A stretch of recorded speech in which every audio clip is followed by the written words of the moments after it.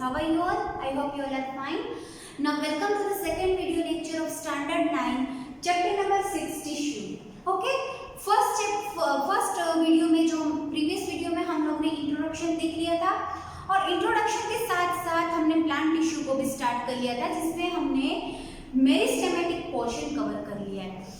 जिसे आप लोग जानते हो कि प्लांट टिश्यू टू टाइप्स के हैं।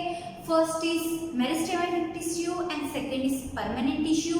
तो मेरिस्टेमेटिक टिश्यू में जो तीन पोर्शन था that is the apical meristem, lateral meristem and intercalary meristem, ये हम लोग ने देख लिया है। अब हम आगे पढ़ेंगे परमानेंट टिश्यू।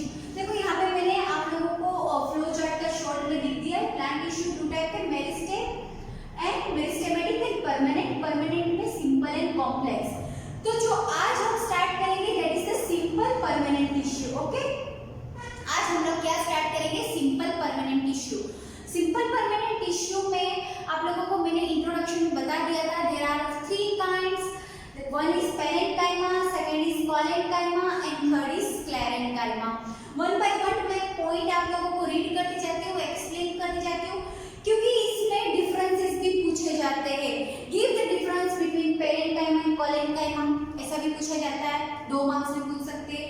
या तो give the difference between collenchyma and sclerenchyma, या फिर give the difference between parenchyma and sclerenchyma. और कभी-कभी तीनों का साथ में डिफरेंस भी पूछा जाता है। Give the difference between parenchyma, collenchyma and sclerenchyma. तो ऐसे फ्लो चार्ट ऐसे ही टेबल बना के आप लोगों को हर पॉइंट को डिटेल में एक्सप्लेन करना है। तो मैं आप लोगों को एक एक tissue one by one explain करती हूँ। चलो, फर्स्ट पेरेंकाइमा। पेरेंकाइमा क्या होता है? देखो, आप लोग कोई कुछ भी खाते हो, फॉर एग्जांपल चलो हम लोग मैंगो एग्जांपल लेते हैं। मैंगो का फ्रूट खाते हो तो जो येलो पोर्शन होता है, जो पल्पी पोर्शन जो हम खाते हैं, वो किससे बना हुआ होता है? Parenchyma. That is the parenchyma tissue, जो सॉफ्ट टिश्यू होता है। ओके, जो फ्रूट्स में ज्यादातर सॉफ्ट टिश्यू पाए जाते हैं दैट इज द पेरेंकाइमा। तो मैंने एग्जांपल अभी दिया है, मैंगो का जो पल्पी रीजन जो होता है, येलो रीजन जो हम खाते हैं, वो किससे बना होता है? वो पूरा पेरेंकाइमा ही होता है और कुछ नहीं होता। ओके, चलो तो स्टूडेंट्स, चलो हम स्टार्ट करते हैं पेरेंकाइमा से। पेरेंकाइमा का देखो फॉर्म ऑफ लिविंग सेल। मैंने आप लोगों को बोला था कि सिंपल परमानेंट टिश्यू है, ये जो परमानेंट टिश्यू है ये तो डिवाइड होते हैं बट ये डिवाइड नहीं होते। बट इसमें लिविंग और नॉन लिविंग दो टाइप के होते हैं। डिवाइड तो नहीं होंगे बट इसमें भी लिविंग सेल से भी बना हुआ होता है और नॉन लिविंग सेल से भी बना होता है। तो देखो, जो पेरेंकाइमा और कोलेंकाइमा है, वो दोनों के टिश्यू के अंदर जो सेल्स प्रेजेंट होते हैं वो लिविंग सेल्स होते हैं। तो पेरेंकाइमा के सेल्स से, parenchyma cells are made up of living cell. For example ये पेरेंकाइमेटिक टिश्यू है। ओके, मैं आप लोगों को बाद में फिगर ड्रॉ करके भी एक्सप्लेन करूंगी, अभी रफली ड्रॉ करती हूँ। तो ये पेरेंकाइमेटिक टिश्यू, इसके सेल्स कुछ इस हिसाब से होते हैं, राइट? तो इसके जो सेल होते हैं वो लिविंग होते हैं। क्या होते हैं? लिविंग होते हैं। Second, cell wall is thick and made up of cellulose. इसका जो हर सेल का जो सेल वॉल होता है ये बाहर का, आप लोगों को पता है कि प्लांट सेल में ही सेल वॉल प्रेजेंट होता है, एनिमल सेल में सेल वॉल एब्सेंट होता है। ओके, तो प्लांट सेल में और एनिमल सेल में क्या डिफरेंस है? Cell wall is present in plant cell while cell wall is not present in animal cell. तो जो प्लांट सेल का जो पेरेंकाइमा है, उसकी जो सेल्स है, उसका जो सेल वॉल है वो बहुत ज्यादा पतला है, थिन है, और किससे बना हुआ होता है? सेल्यूलोज से। किससे बना है? सेल्यूलोज से। Third point, large intercellular space are found in this tissue. हर ये जो टिश्यू है पूरा, उसके हर सेल के बीच में बहुत सारी स्पेस आप लोगों को देखने को मिलेगी। देखो, दो सेल के बीच में जो जगह होती है, जो स्पेस होती है, उसको हम नाम देते हैं इंटरसेल्युलर स्पेस। क्या बोलेंगे? दो सेल के बीच में तो इंटरसेल्युलर। क्या बोलेंगे? इंटरसेल्युलर। और अगर सेल के अंदर की बात कर रहे हैं तो हम बोलेंगे इंट्रासेल्युलर। ओके, ये दो डिफरेंस, ये टर्मिनोलॉजी में भी डिफरेंस होना जरूरी है, आप लोगों को पता होना जरूरी है। देखो, दो सेल के बीच में जगह है इसलिए हम यूज कर रहे हैं इंटरसेल्युलर स्पेस इज प्रेजेंट। अगर यहाँ पे इंट्रासेल्युलर वर्ड यूज किया है मतलब सेल के अंदर की बात हो रही है, सेल के अंदर के स्पेस की बात हो रही है। ओके, तो यहाँ पे क्या बोला है कि हर जो सारे जो सेल्स है उसके बीच में बहुत सारी जगह देखने को मिलेगी। Large intercellular space are found in this tissue. Next point,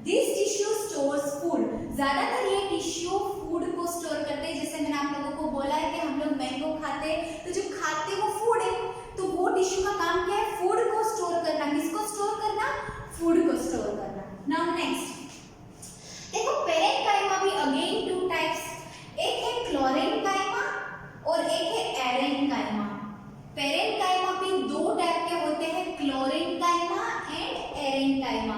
अगर पेरेन्काइमा में क्लोरोफिल पिगमेंट प्रेजेंट होता है, what is chlorophyll pigment? Chlorophyll pigment is the pigment responsible for the process of photosynthesis, it is green colour pigment, right?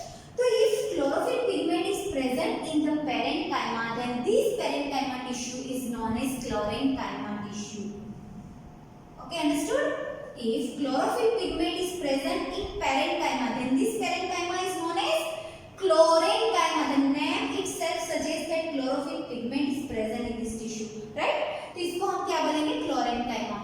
उसी तरह parenchyma का दूसरा type है एरेन्काइमा। क्या है? एरेन्काइमा।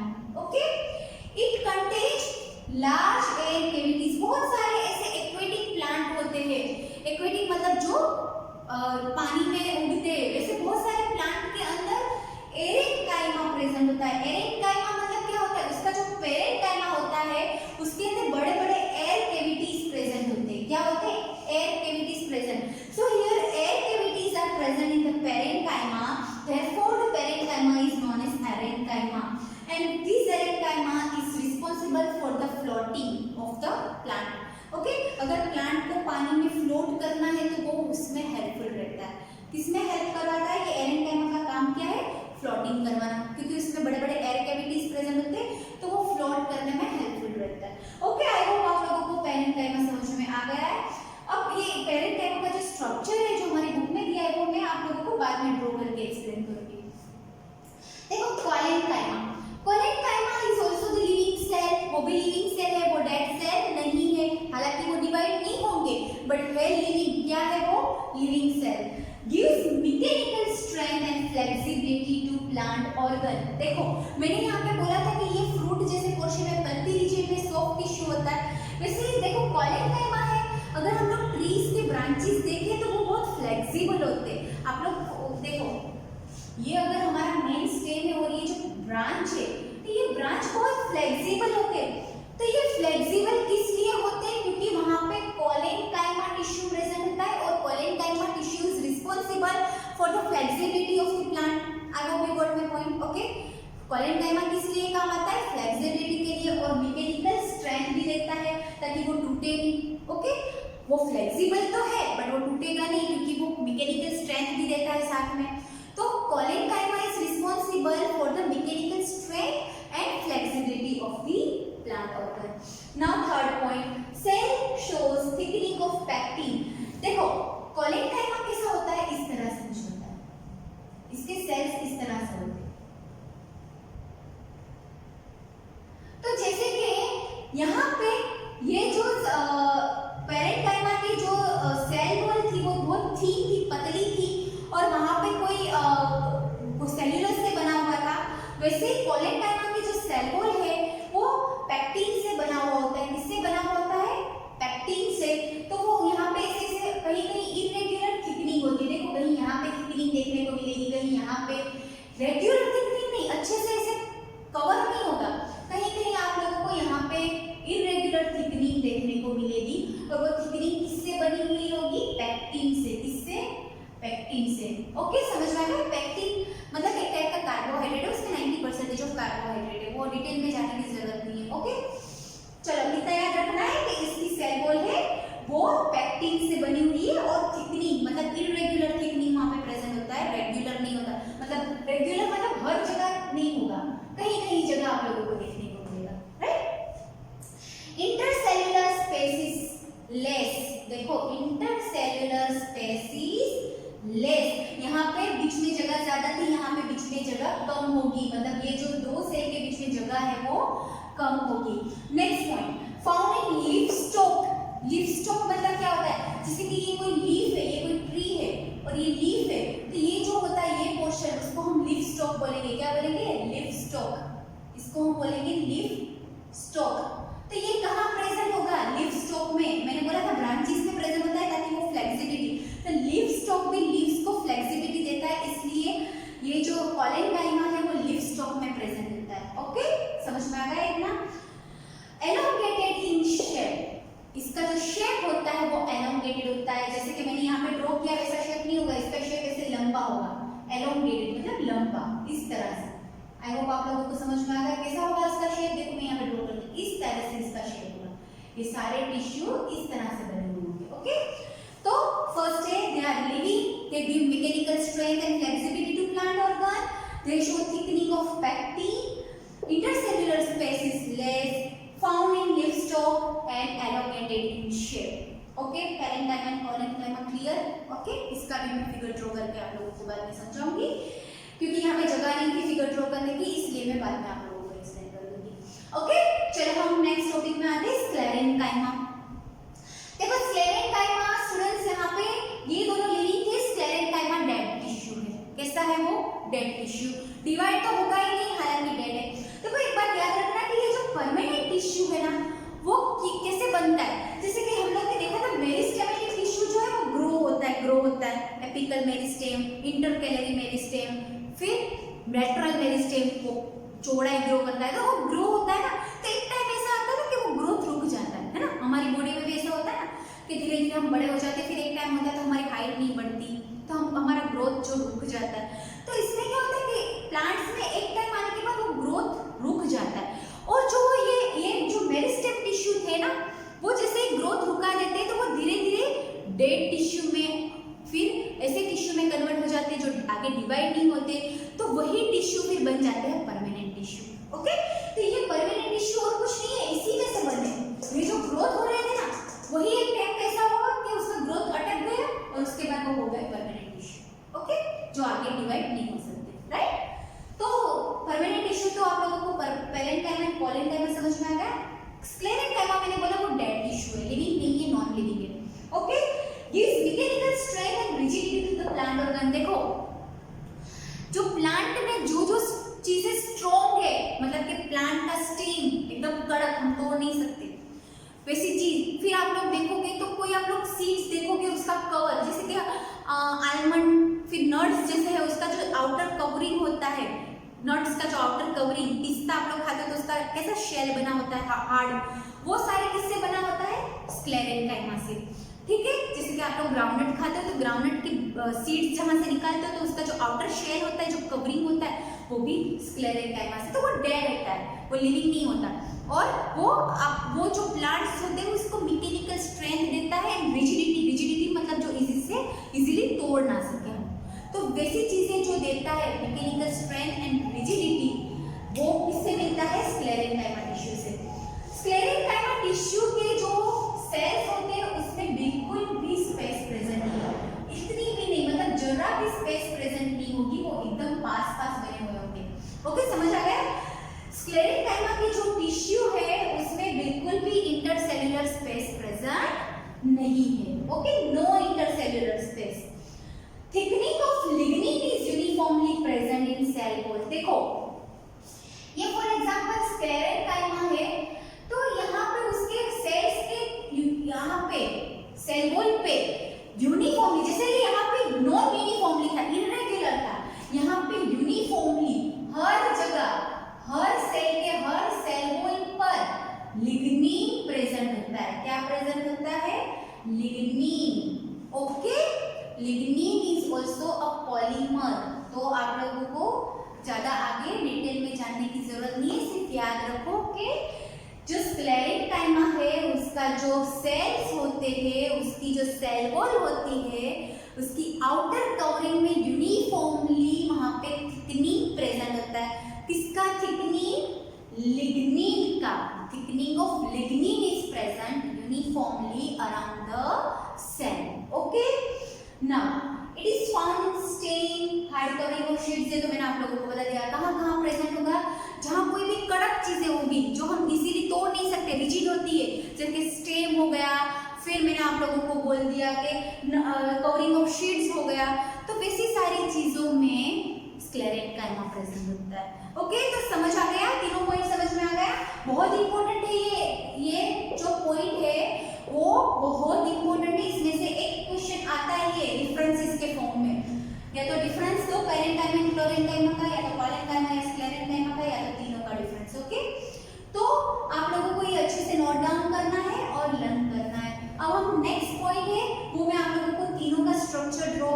आप लोगों की बुक में दिया है वो ड्रॉ करके एक्सप्लेन कर देंगे। फ्रेंड्स ये है हमारा स्ट्रक्चर, इसका पेरेंकाइमा का, कोलेनकाइमा का एंड स्क्लेरेंकाइमा का। आप लोगों ने डिफरेंसेस तो पढ़ लिए, तो आप लोगों को ये भी समझ में आ जाएगा कि पेरेंकाइमा, कोलेनकाइमा और स्क्लेरेंकाइमा के स्ट्रक्चर में डिफरेंस क्या है। ओके, देखो ये सिंपल सेल से बना हुआ होता है और लिविंग सेल से, और उसके अंदर बहुत ज्यादा दो सेल के बीच में बहुत ज्यादा स्पेस प्रेजेंट होती है। जिस तरह से मैंने दो सेल के बीच में स्पेस दिखाई है, आप लोगों की बुक में कुछ ऐसा ही ड्रॉ किया होगा। तो इसमें दो सेल के बीच में इंटरसेल्युलर स्पेस प्रेजेंट होती है, और ये है पेरेंकाइमा का स्ट्रक्चर। उसका जो आउटर सेल वॉल है वो बहुत थिन होता है और सेल्यूलोज से बना हुआ होता है, राइट। चलो आते हैं कोलेनकाइमा पे। कोलेनकाइमा का कुछ इस तरह से एलोंगेटेड आप लोगों को सेल्स देखने को मिलेंगे। जब हम उसका सेक्शन लेंगे कोई भी कोलेनकाइमा टिश्यू का, फॉर एग्जांपल हमने ब्रांच ऑफ ट्री लिया, उसका सेक्शन लिया और उसको माइक्रोस्कोप के अंदर ऑब्जर्व किया, तो हमको कुछ ऐसा स्ट्रक्चर देखने को मिलेगा जहां आप लोग देखोगे तो एलोंगेटेड शेप के सेल से आउटर जो कवरिंग है उसकी, वहां पे कोई कोई इरेगुलर थिकनिंग जो प्रेजेंट होती है, जैसे पैक्टिन की, किसकी प्रेजेंट है, ये पैक्टिन की थिकनिंग प्रेजेंट है। वहां पे आप लोग देखोगे तो बीच में बहुत बड़ी खाली जगह देखने को मिलेगी, जिसको हम प्लांट सेल वैक्यूल भी बोलते हैं। क्या बोलते हैं? Cell vacuole. ओके, और हर सेल वैक्यूल के आसपास हर सेल में आप लोगों को ऐसा कुछ न्यूक्लियस भी देखने को मिलेगा। Okay, cell vacuole, nucleus and irregular thickening of pectin आप लोगों को देखने को मिलेगा। ओके, तो ये हो गया कोलेनकाइमा। कोलेनकाइमा कहाँ प्रेजेंट होता है? कोलेनकाइमा जहाँ फ्लेक्सिबिलिटी ऑफ द प्लांट जहाँ होती है, जैसे ब्रांचेस वगैरह में कोलेनकाइमा प्रेजेंट होता है। ओके, चलो स्क्लेरेंकाइमा पे आते हैं। स्क्लेरेंकाइमा का आप लोग स्ट्रक्चर देखो, यहाँ पे इस तरह से कुछ ड्रॉ किया हुआ है। ये डेड सेल्स है, ओके, और उसके आसपास यूनिफॉर्मली क्या प्रेजेंट होता है? लिग्निन का थिकनिंग। किसका थिकनिंग? लिग्निन का। ओके, तो स्क्लेरेंकाइमा के आसपास जो थिकनिंग यूनिफॉर्म होता है, लिग्निन का होता है। यहाँ पे सेल्स के बीच में बिल्कुल भी जगह नहीं होती, तो वहां पे नो इंटरसेल्युलर स्पेस। और ये यहाँ पे स्क्लेरेंकाइमा दो ड्रॉ किया है। देखो, एक है ट्रांसवर्स सेक्शन, एक है लॉन्गिट्यूडिनल सेक्शन। दोनों के बीच में डिफरेंस क्या है? देखो, आप लोग फॉर एग्जांपल आप लोगों को स्क्लेरेंकाइमा का सेक्शन देखना है माइक्रोस्कोप में, तो आप लोग कट ऐसे करोगे, जैसे बार्क है, ट्री का बार्क के बुक स्क्लेरेंकाइमा से बना है, तो आप ऐसे कट करोगे, ये बार्क है फॉर एग्जांपल, तब उसको ऐसे कट करके उसका सेक्शन लोगे तो हम उसको बोलेंगे लॉन्गिट्यूडिनल सेक्शन। तो वो कुछ इस तरह से देखने को मिलेगा, जहां बीच में आप लोगों को नेरो ल्यूमेन, मतलब सेल का जो बीच में जगह खाली होती है, वहां पे नेरो ल्यूमेन मतलब खाली जगह देखने को मिलेगी, और उसका जो आसपास का जो कवरिंग है वो लिग्निफाइड थिक वॉल प्रेजेंट होगा, मतलब यूनिफॉर्मली वहां पे लिग्निन प्रेजेंट होता है। ओके, बट जब आप लोग ये बार्क है उसको ऐसे कट करोगे, ट्रांसवर्स सेक्शन ऐसे कट करके उसको माइक्रोस्कोप के अंदर ऑब्जर्व करोगे, तब आप लोगों को कुछ ऐसा स्ट्रक्चर देखने को मिलेगा, जहां हर सेल्स आप लोगों को क्लियरली दिखाई देंगे। साथ में आप लोगों को समझ में आएगा कि वहां पे कोई भी इंटरसेल्युलर स्पेस भी नहीं है और यूनिफॉर्मली लिग्निन प्रेजेंट है। ओके, तो ये है आप लोगों की बुक में जो स्ट्रक्चर, ये आप अगर आप लोगों को डिफरेंस पूछा जाए स्ट्रक्चर वाइज, तो आप लोग ये ड्रॉ कर सकते हो। ओके, डिफरेंशिएशन में। चलो हम आगे बढ़ते हैं हमारा नेक्स्ट टॉपिक। फ्रेंड्स, हमने बात कर ली है हमारी परमानेंट टिश्यू की, जिसमें हमने पढ़ा parenchyma, collenchyma and sclerenchyma. Okay, तो आप लोग बुक में देखोगे तो आप लोगों को बड़ा सा एक स्ट्रक्चर दिया हुआ है, जिसमें पेरेंकाइमा, कोलेनकाइमा एंड स्क्लेरेंकाइमा तीनों को ऐसे डिफरेंशिएट करके दिखाया। बट आप लोग देखोगे तो ऊपर का जो लेयर है वो इस तरह से कंटिन्यूअस सेल से बना हुआ है। ओके, जिसका नाम दिया है एपिडर्मिस। ओके, क्या नाम दिया है? एपिडर्मिस। तो आप लोग देखोगे कि जैसे कि हर टिश्यू होता है, हर टिश्यू का आउटर लेयर जो होगा, जैसे कि हमारी जो ये स्किन है, ओके, तो हम स्किन को डर्मेटोलॉजिस्ट, जैसे हम डर्मेटोलॉजिस्ट के पास भी जाते हैं क्योंकि इसको डर्मल बोलते हैं स्किन को। तो जो ऊपर का लेयर होता है उसको एपिडर्मिस, तो मतलब कि प्लांट के हर ऑर्गन का ऊपर का लेयर वो किससे बना होगा? एपिडर्मिस से। एपिडर्मिस जो है उसका काम क्या है? वो प्रोटेक्ट करता है प्लांट को हर तरह से। जैसे कि प्लांट को पानी चाहिए तो ज्यादा ट्रांसपिरेशन ना हो जाए, इसलिए भी प्रोटेक्ट करता है प्लांट को इंजरी से प्रोटेक्ट करता है, बहुत सारी चीजों से प्लांट को वो प्रोटेक्ट करता है। वो कंटिन्यूस लेयर होता है और वो प्लांट, वहां पे कोई भी स्पेस नहीं होता और वो प्लांट को प्रोटेक्ट करता है। यहाँ पे स्मॉल स्मॉल पोर्स प्रेजेंट होते हैं। पोर्स क्या प्रेजेंट होते हैं? पोर्स। पोर्स किसके हुए होते हैं? पोर्स स्टोमेटा के होते हैं। देखो इस तरह से कुछ स्टोमेटा होता है। ओके, आप लोगों को आइडिया होगा स्टोमेटा। स्टोमेटा क्या काम, ये स्टोमेटा का काम क्या है? Exchange of gases. क्या करता है वो? Exchange of gases, right.